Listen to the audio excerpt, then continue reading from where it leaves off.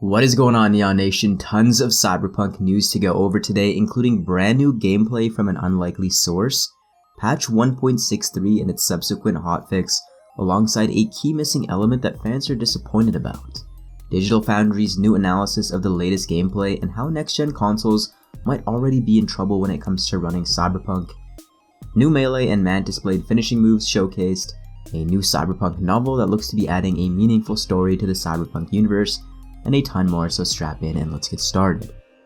First off, new gameplay is starting to trickle out from CD Projekt Red in small doses, and recently CDPR took to TikTok, an unusual platform for them, to showcase some new gameplay. CDPR usually sends out B-roll to publications and influencers who are covering their games. I know this because I remember getting an extensive set of B-roll footage for my review of Cyberpunk 2077. Journalists and media who are also reviewing Cyberpunk also got the same B-roll, and this is typical since it makes things easier and more streamlined for those who want to create content from their experiences alongside their full reviews. The footage released so far for Phantom Liberty seems to be variations of the PR footage showcased, with different ways to approach these Barghest guards here.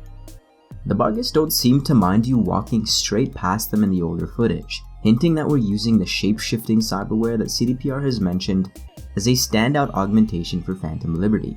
But in this footage, we can see a different approach to this quest by taking the bike off of a ramp, instead of using a car or waltzing by the Barghest to find our way to Rosalind Myers.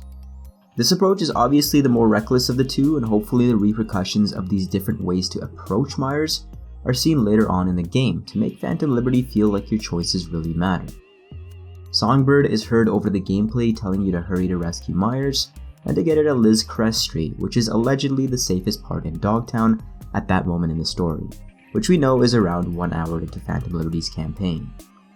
In a second snippet of new gameplay, we have a third-person fly-through of Dogtown's Black Market, where we can see a variety of shotguns, a new robot vendor sporting a beanie, I think we should call him Bernard for now, let me know what you guys think of that name, some new clothes, a new flamethrower augmentation, the Barghest, and a few more things. We've seen a lot of these pieces of equipment before, so I'm wondering what different augmentations, weapons, and equipment we can get here that will set itself apart from the other vendors in Night City.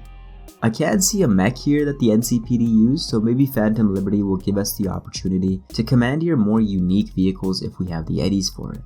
One of my favorite parts of the Cyberpunk 2077 main quest was using the Basilisk, because it was a nice change of pace from using our specific build so often. I think Phantom Liberty would really set itself apart if we could use something like the Militech Centaur or these mechs to mow down the Barghest, at the very least in some of the story beats.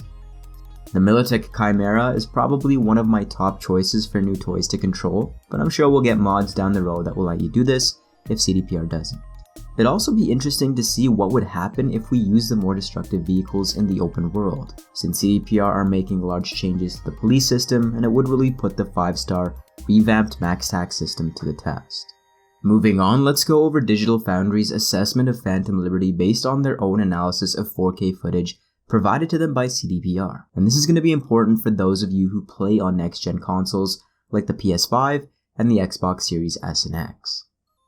Setting the conditions for the test, they did analyze the game on all three platforms, with the PS5 and Xbox Series X running performance mode locked at 60 frames per second, and the PC running RT Overdrive locked at 30 frames per second.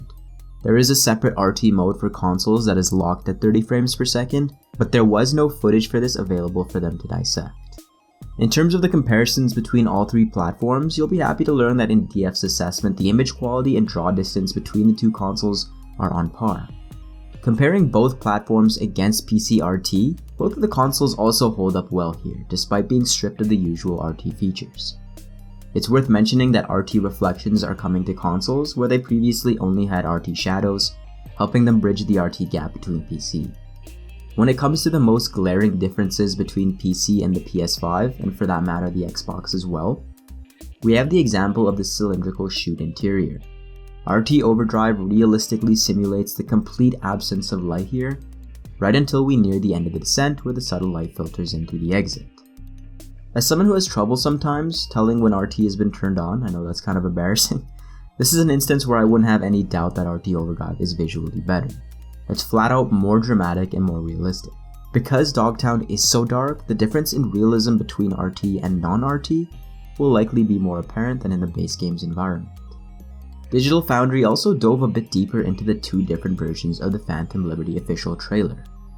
There is the trailer captured with the Series X using the quality mode settings, and one using a high-end PC. The PC trailer again has RT Overdrive enabled. Now onto the concerning takeaways for those who own next-gen consoles. It does seem that Phantom Liberty is struggling to hit that 60 frames per second mark on their performance modes. The Xbox Series X utilizing performance mode seems to be hitting anywhere between 50 and 60 frames per second. Driving in this intro segment is the most unoptimized, as it locks in at 50 frames per second with the large distance it's loading in, as well as everything happening around the car as the vehicle accelerates. Drops into the 50s happen as well when engaged in combat. There is also a slight screen tear. Onto the PS5 for a similar if not slightly worse situation. The FPS we're getting here is between 45 and 60 frames per second. The PS5 is running at a lower frame rate on average versus the Xbox. The driving scene is the worst offender at 45 frames per second versus Xbox's 50 frames per second. There are 3 months for improvement here, and the CDPR team have acknowledged that there is still work to be done, but this is only a slice of the game, meaning that we don't know what kind of technical hiccups and frame rate issues there might be in potentially more dense scenes. Obviously, CDPR gets much less leniency in this department since they completely lost consumer trust with their launch on the PS4 and Xbox One. We can do all the finger pointing in the world when it comes to who is to blame for this, management, the dev team itself, the publisher, but at the end of the day they did release a product that many people struggled to even run. Had we not have had the launch that we did, I'd be more inclined to give CDPR the leniency here, but do know that we will be keeping a close eye on the performance hiccups of consoles upon release, and I really do hope that CDPR has learned their lesson here. At the end of the day, you have to release a functional product.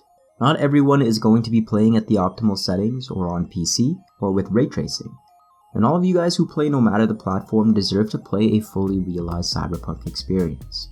Again, they have so much less leniency here that if they botch this, it could be a nail in the coffin for so many people.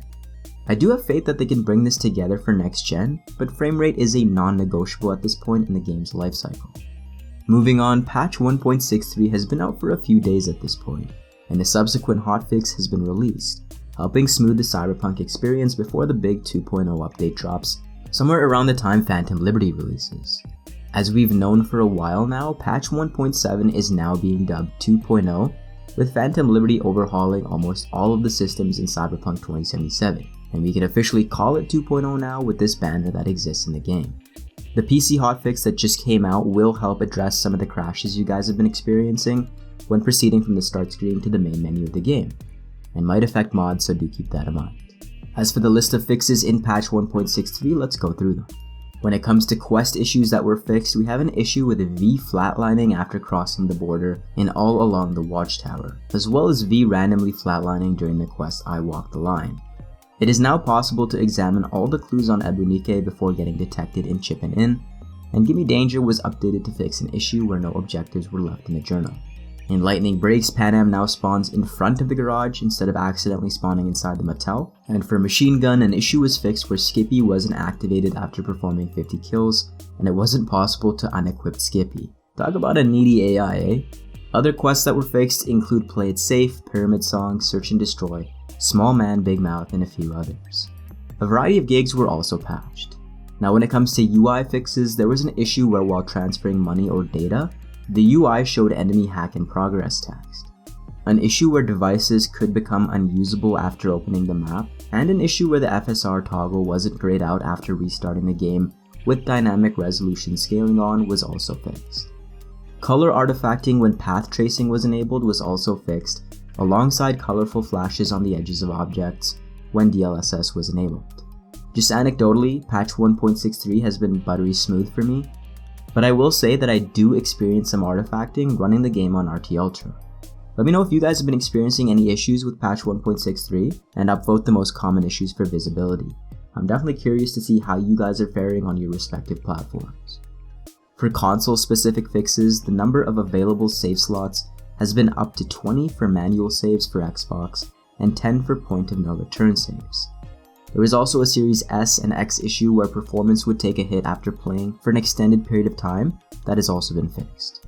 A fan favorite fix in the miscellaneous section is that Padre will now recognize Corpo and Nomad V in the intro holocall as well. I do also want to note that patch 1.63 has also created an issue with eyes catching lights, making them look much more lifeless than in previous versions of the game. So hopefully CDPR can get this fixed, especially because it does impact the immersion for players who are really invested in their first-person perspective dialogue system. I have to say, when I was reviewing Cyberpunk, this was arguably my favorite part of the whole game. The ability to look around during these in-game cinematics, and not having the eyes of these characters be as vibrant is a big blow. At least for those of us who really want to get sucked up into NC. Speaking of ways the game is fundamentally changing, we have some new weapons, cyberware, and finishers for cyberware being recently shown, specifically in some PlayStation Access footage that shows a bit more of the mission to rescue Rosalind Myers. Check out this deadly mantis blade execution that we first saw in an earlier teaser. So sick, man. New blade weapons are also present in the footage like this one, and they have unique executions as well. I'm really hoping that CDPR takes a page out of the Gears gameplay loop and creates a specific execution for every weapon, and maybe even some variations of these executions, to avoid visual repetition as part of the melee rework. This is a feature I know a lot of you guys have been excited about, and really just helps you step into the playstyle fantasy that you want to rock. Based off of reading some articles, you're going to have much more freedom when it comes to your playstyle. You can play as an air-dashing, hyper-mobile thermal katana wielder that can deflect bullets. And I'm thinking all those hours of Genji will finally pay off for me when I get my hands on the game. The prospect of this versus mindlessly going around and slicing and dicing with your katana has me excited. And with the changes to the difficulty mentioned, alongside the smarter enemy AI, I hope that we get a more hostile, visceral, and ability-reliant experience to combat. Let me know in the comments below what type of playstyle you'll be trying to go for, and if you're going to be using the same build you used in the base game, or if you're going to try something new. Healing has also been changed in Phantom Liberty. This bounce back Mark 1 looks visually different than before, and has more passive health regen, so you're probably going to be spamming your X key or D-pad a little less frequently. One of my biggest issues with Cyberpunk was running out of heals or grenades, and for quality of life updates, it does look like they recharge on their own if you have a certain set. New weapons and mods are also shown in the footage, so shout out to Pablo397 for finding these. The submachine gun on the right hand side is one of the main weapons used in the footage, and appears to be a smart weapon. Big fan of the 15% crit chance when ricocheting bullets. I personally hope this is a more viable playstyle in Cyberpunk with smarter enemies actually taking cover. Cyberware also has this unique feature where it can be attuned to a certain attribute.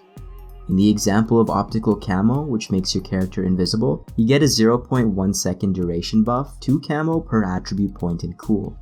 Interesting point about armor being tied to cyberware and enemies in general, but it does look like there is a vulnerability bar for cracking armor in Cyberpunk 2077. Shout out to Mr. Nobody for catching this one. With airdrops being a feature in Dogtown to extract some of the rarer loot, we also have these marked on the map. Some have mentioned that these might be relic skill points, and Songbird is known to help you get these skill points somehow, but I'm not sure if they would be marked on the map like this. To me, these look exactly like the attribute points that you get. Either way, interesting tidbits about some of the changes to Phantom Liberty from a gameplay perspective. Now, I really enjoyed the gunplay in Cyberpunk, and it's only gotten better with patches, but I did want a larger array of potential playstyles, so a lot of these upgrades and weapons should help you further customize how you truly want to play. I do hope that when 2.0 inevitably drops alongside Phantom Liberty, they'll reset our perk and attribute points, since they are so drastically changing how you play the game. Now, if you guys have heard, Lizzy Wizzy aka Grimes is back in Night City, and we can see her in the most recent trailer here. I won't spoil her storyline in the base game if you haven't played it, but I do think she could use some more development, just because her story is so interesting, and we've only just gotten a taste so far. Happy to see her come back to play the Night City megastar. With Grimes coming back, we also have Cherami Leigh, the voice of female V from the game, coming back to the cyber universe, as it was revealed that she will be doing the voiceover for the upcoming Cyberpunk novel No Coincidence, which will be releasing in August. If you guys are out of the loop, this novel's synopsis is as follows. Set in the world of Cyberpunk 2077 and from acclaimed Polish science fiction writer Rafał Kosek, this electrifying novel follows a group of strangers as they discover that the dangers of Night City are all too real. In the sparkling Night City, a ragtag group of strangers have just pulled off a heist, robbing a convoy transporting a mysterious container belonging to Militech. The only thing the group has in common is that they were blackmailed into participating in the heist. They have no idea just how far their mysterious employer's reach goes, or the purpose of the artifact they stole. The newly formed gang, composed of a veteran turned renegade, a sleeper agent from Militech, a computer nerd, a therapist, a ripper doc, and a techie, must learn how to overcome their differences and work together, lest their secrets be unveiled before they can pull off the next deadly heist. If you're a Cyberpunk fanatic like me and you just can't get enough of the stories in Night City, you're probably not going to want to miss this one. Hopefully I'll be releasing a review of the novel for you guys and giving you an idea of where it stands among the great Cyberpunk novels of the past. If you guys are big into learning about the incredible art design of Cyberpunk, then look no further. Community Chumba Kalenko found this article highlighting the art bible that was created by the team, and it is quite the read, so if you are obsessed with the art in Cyberpunk like I am, do check it out. Cyberpunk 2077 is hands down my favorite interpretation of a cyberpunk dystopia, other than Ghost in the Shell, and this article is a must-read if you are invested in the universe. As always guys, I really appreciate you watching this video all the way through. I'm so excited to finally be talking about Cyberpunk again, and PL cannot come soon enough. So if you're just as excited, do subscribe to the channel for all the latest Cyberpunk updates and videos. Take care of yourself, drop a like, and I will see you guys in the next one.